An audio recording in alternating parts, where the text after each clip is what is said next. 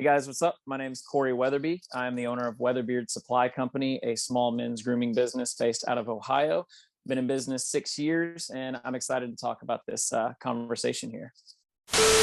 Hey everybody, my name is Dan Command. I go by Dan C. Bearded. I have a YouTube channel that talks all about beards for care, grooming, styling, anything really you could need that has to do with facial hair.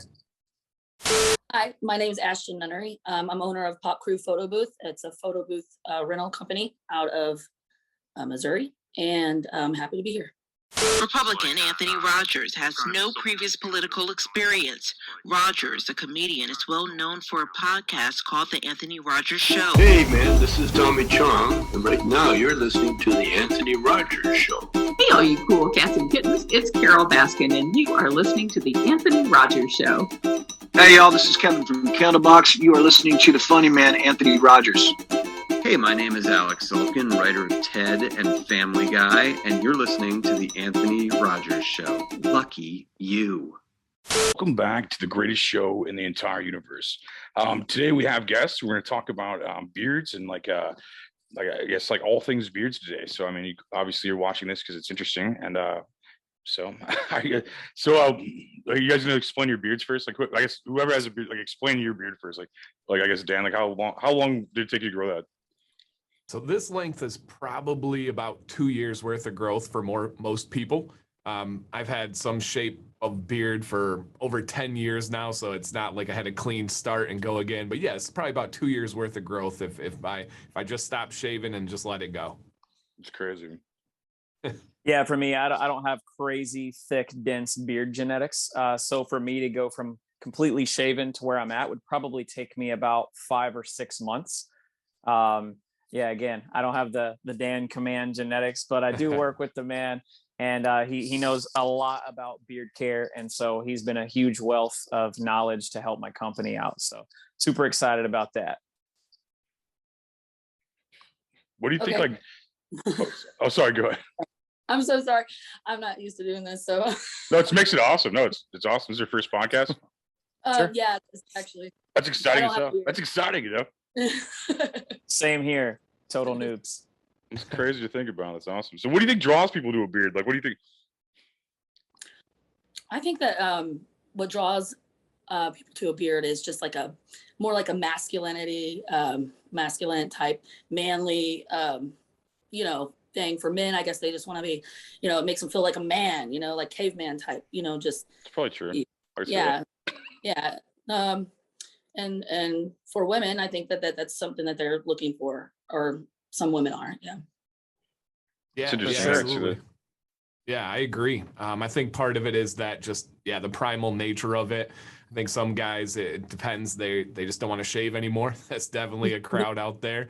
And then there's a lot that I just love the control of the focus. When you meet somebody, when you talk to somebody, if you walk into a gas station, everybody, the first thing they think of is that beard. And so I just love that aspect.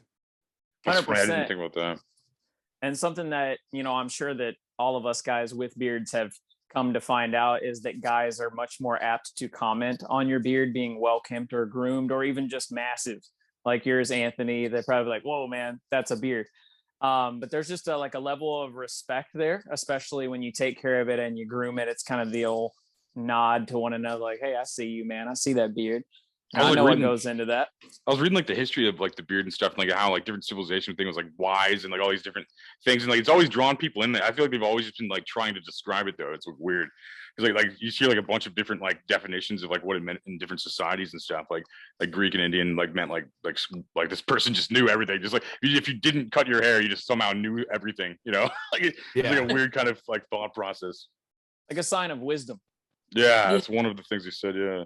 For sure. And it also shows like commitment, right? They have a lot of studies on that where it shows that maybe a man is more committed and has patience just because of growing a beard, and trustworthy. So yeah, there's so much that goes into it.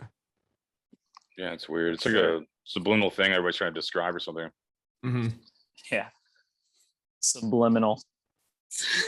Getting into people's heads with our beards. But yeah, I know Dan actually dropped a video about salesmanship and how men with beards actually in like car sales or whatever kind of sales department that they're in, they actually get more sales than guys without beards, which is just really interesting because of that trust factor that's kind of like subconsciously there. Like, I don't know, there's a level of respect that must be there or something. So pretty cool. Yeah, they did a few different studies. The main recent one, they took Facebook ads and they did it over like many different genres and niches, different races, different lengths of beard, different ages of men.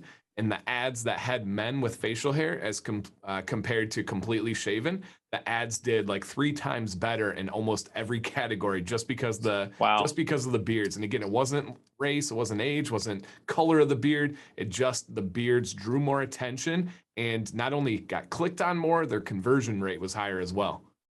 Wow. That's interesting. Do you think it's the beard or the kind of person that would grow a beard? They're like both or like with different variables? What do you think it is exactly? Like, that's a good question. I don't know. I think, well, my dad always had a beard. I mean, my whole life, I wouldn't even recognize him if he didn't have it. And I feel he was just he was always an old guy, you know, whenever, I mean, it's like having a grandpa your whole life, but he was about that beard. And what I think it was just, he was wise, you know, he was wise, you know, he wanted to, you know, something that distinguished him or something, you know, he was about that beard. So, I think it's more like a wise man kind of thing, you know, in my opinion. But, yeah, for sure. And as a guy who has grown out his beard, it definitely does become part of your identity. Like, not that Anthony Rogers wouldn't be Anthony Rogers. He would still have the show, but if he shaved off his beard, his whole persona changes. Yeah. People just, it's an identity thing. So like again, like what you were saying, you knew him all the way since you were a little bitty. He was this kind of this older guy type of vibe, you know, somebody that you could latch onto and trust. And I know that like for my nieces and nephews and stuff, especially the little ones, you know, I like my little niece, she's only about 8 months old right now. First time I held her in my arms, she was just like, what is going on here? You know, she kind of like latched onto it and grabbed it. But I think that's cool that people can associate you with being the guy with the beard.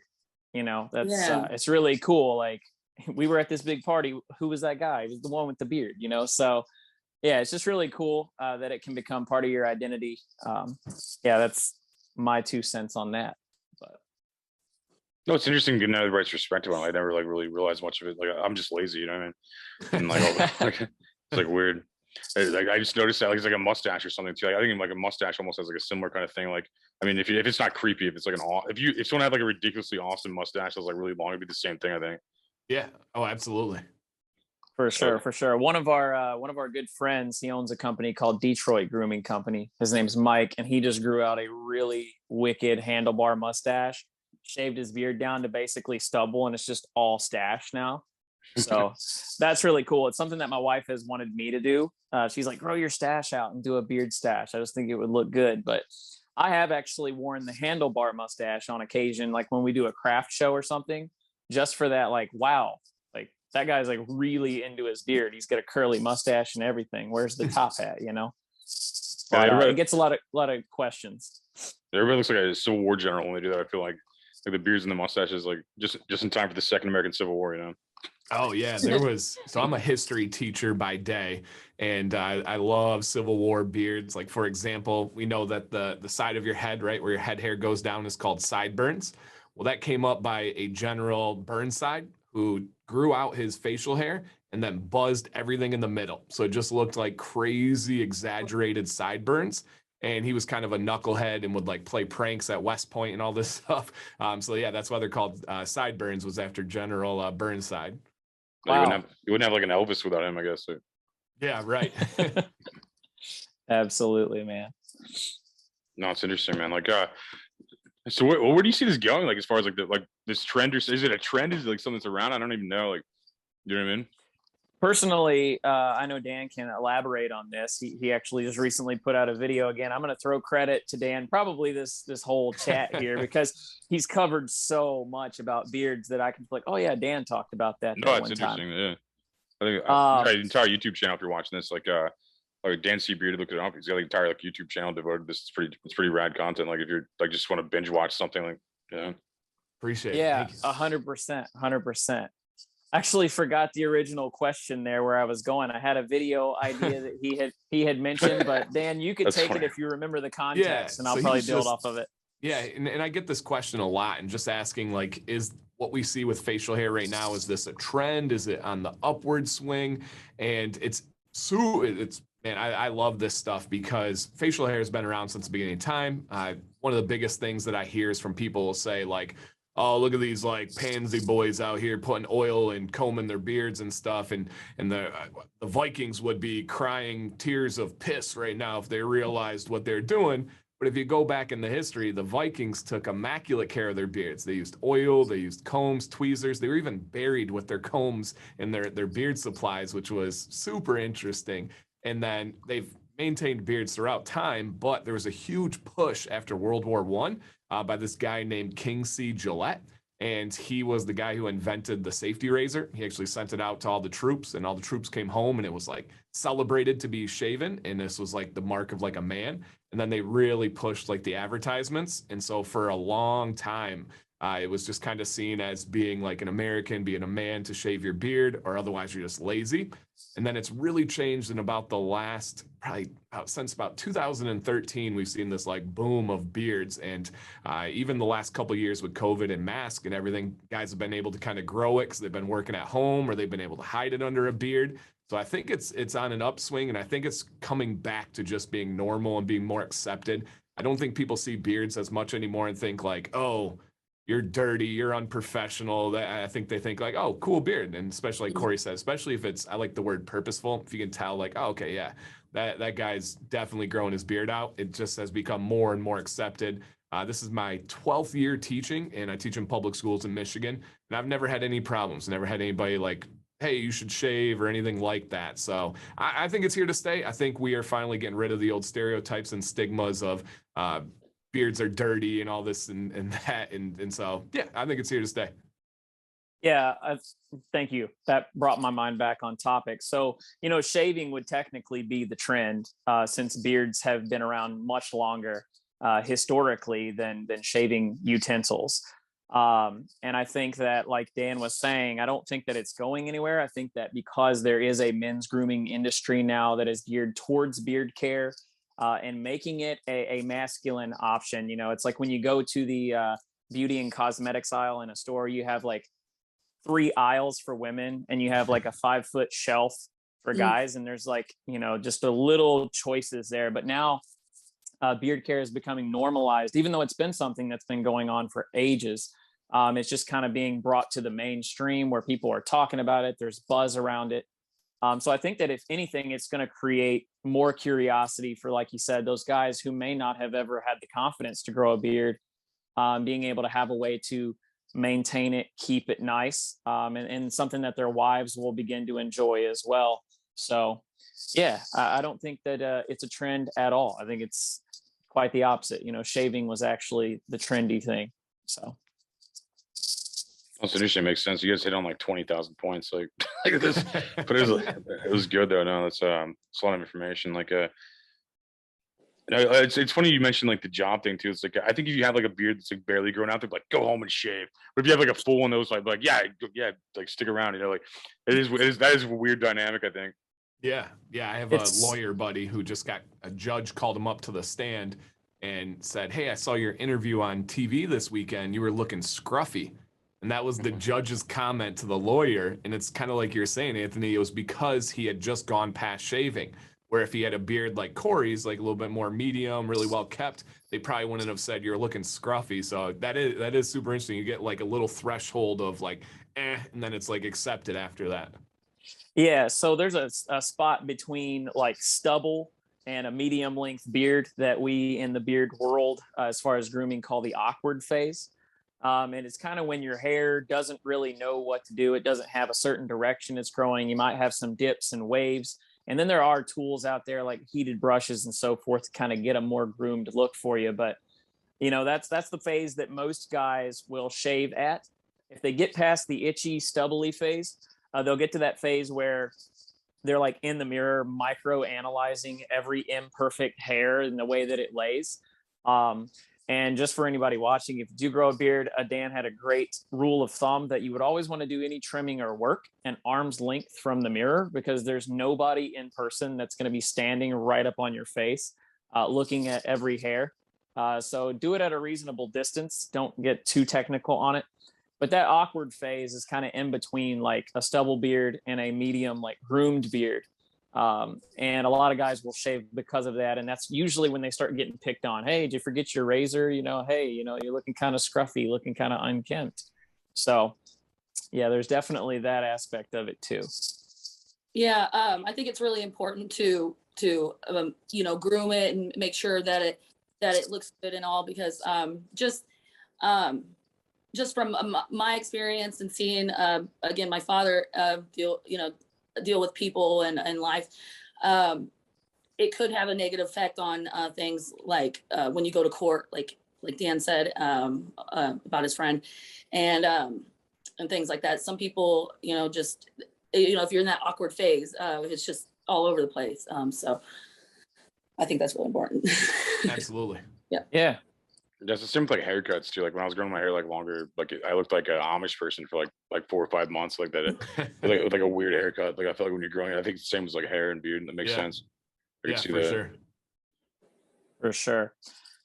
What are some like Dan, what are you like if someone's like you got a lot of content, like what is some like like it does the best, I guess, in the beard industry, like when people just want to know like what is it's hard a question to ask you now that's all information, you know what I'm saying, but like I get what you're saying. What is like what is the go-to, I guess, like if you're like check out my channel, blah, like what is the go-to subject matter people care about?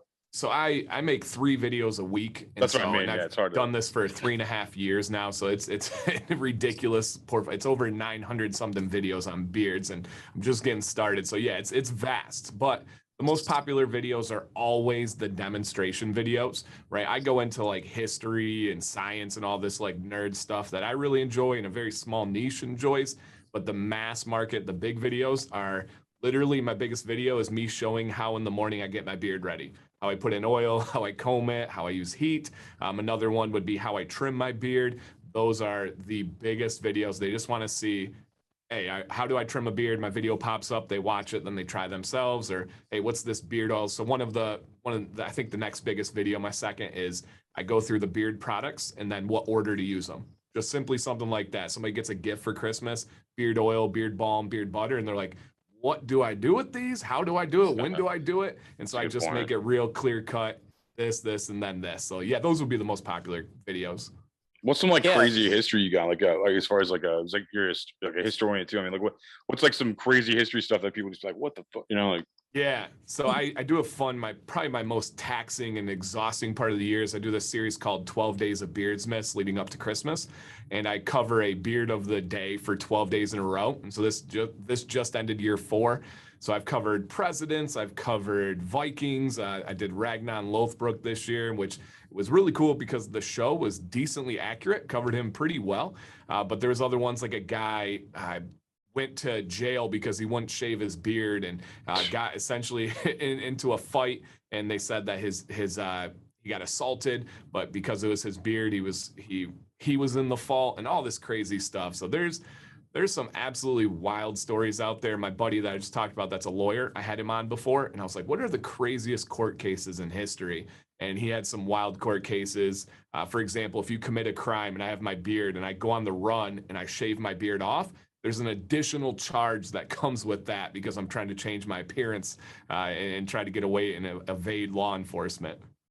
Wasn't there like a beard tax at some point too, Dan? Yeah, we did have a beard tax in history. If you wanted to keep a beard, you had to pay a certain tax. Wow. Yeah, man, there's so many of them.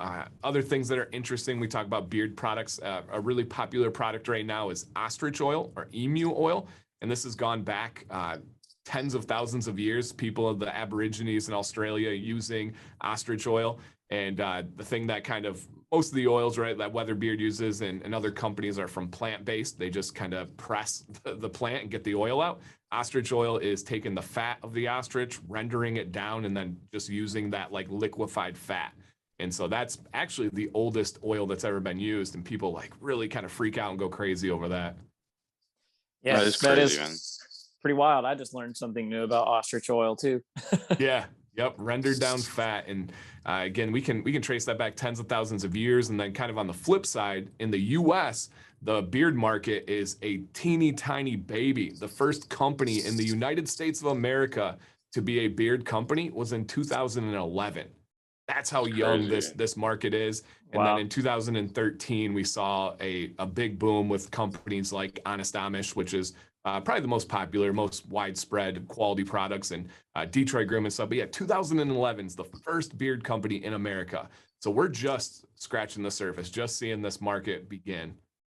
Yeah, for sure. And actually, when I first started making beard products for myself as a hobby, I was introduced to the show Shark Tank, which at the time I didn't even have a TV. Somebody said, "Hey, go on YouTube, watch this episode." There was a beard company on there called Beard Brand.